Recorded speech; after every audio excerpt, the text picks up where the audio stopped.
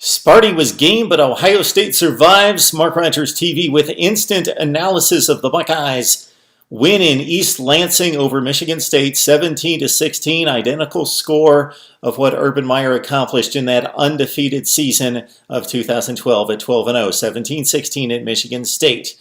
So Michigan State, despite 7 consecutive losses, they did defeat Rutgers last week, but a 3-7 football team. I think everyone surrounding this game knew this would be a dogfight because Mark Antonio and his club, still talented, still skilled, still experienced, and still just a tough matchup for an Ohio State defense in particular that faces a spread offense each week in practice, then has to line up against tight ends and at times fullbacks with Michigan State. So the Spartans came out with 2 misdirection plays that were successful, the second of which, L.J. Scott took 64 yards to the house on the swing pass, and Sparty led 7-0. L.J. Scott had a monster game in tough weather conditions with no passing attack to support him against one of the elite defenses in college football, one of what I think is one of the top 5 defenses in the land. L.J. Scott tore up the Buckeyes, 19 carries for $160 and a touchdown, 2 receptions for 76 and a touchdown. Let's skip late into the ball game because Michigan State led 7-0. It was 10-7. Then Ohio State kind of took control of the game, led by a touchdown at 17-10. Then Michigan State mounted its one drive of the second half, marched on a short field, scored the touchdown on the Scott run, 17-16 game, 4:41 to play. Mark Antonio, as he is apt to do a number of times during his coaching career at Michigan State, he went for the jugular. He went for the win. He has pulled out gadget plays in overtime and on fourth downs, and he's done this in the past. And it's very odd for Mark Antonio considering what a nuts and bolts coach he is. Hard driving, disciplined, old school, but he loves to go trick play. He loves to take chances, and I think we can all understand the situation. More talented team on the other sideline. You're at home. You've got the momentum. You're not being able to move the ball much against this defense, and you're in prime position with 4:41 to play with a defense that has played very well for you against this Ohio State offense. Go for it. Go for the win.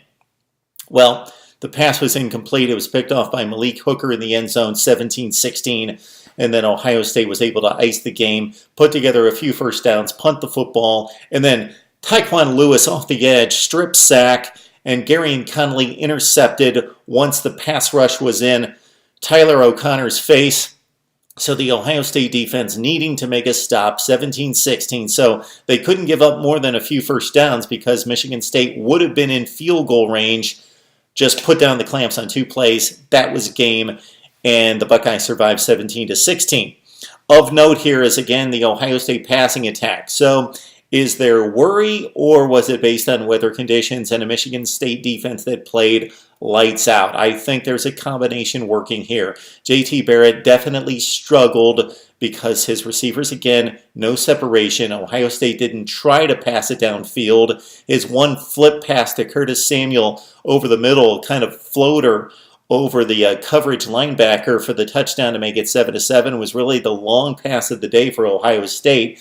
10 for 22 for JT. He just did not look comfortable in the passing game, but made up for it. But by not making mistakes, no INTs, 24 carries for 105 yards in complimenting Mike Weber's efforts on the day, in which Weber became just the 3rd running back in Ohio State history, along with Robert Smith in 1990 and Maurice Clarett in 2002, to gain 1,000 yards as a freshman back at Ohio State. Mike Weber toted it 14 times for $111. He did have a key fumble in the red zone in the second quarter with the Buckeyes knocking on the door. Chris Worley with a big interception, but that just preceded the Weber fumble. Michigan State went for broke.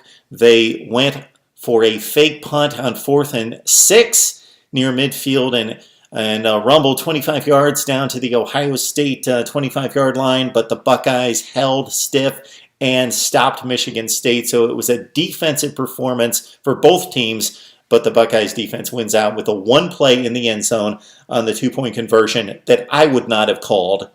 You go for the tie. You send this game into overtime. You trust the defense. You put your offense on a short field, and the field goal kicking is pretty much even. Maybe the Buckeyes have a slight advantage with Durbin hitting 15 of 16 field goals on the season. All right, comes down to Ohio State, Michigan. We'll have a wrap up on the Wolverines' effort against Indiana, in which they came back for a 20-10 win. Michigan, Ohio State for a possible college football playoff appearance, and depending on who wins the game, of course, the Buckeyes lose the tiebreaker to Penn State. If the Nittany Lions win out, Michigan, they control its own destiny. Michigan State, Penn State. So for a second consecutive year, the Buckeyes hope to win against Michigan. Look at the scoreboard. Last year, they rooted for Penn State to pull off the upset. This year, rooting for Sparty to knock off the Nittany Lions in Happy Valley so that they can get to a Big Ten championship game. We'll preview the big game all week, as well as the other huge college football rivalries. Now we need to hear from you. Michigan, Ohio State, unless you want to look back at this one and have some points to make about Ohio State's effort on both sides of the ball, and of course Michigan State not going to postseason. Have they taken a hit in terms of their program keeping up with Ohio State and Michigan? Let's talk up some Big Ten football right here on Mark Rogers TV.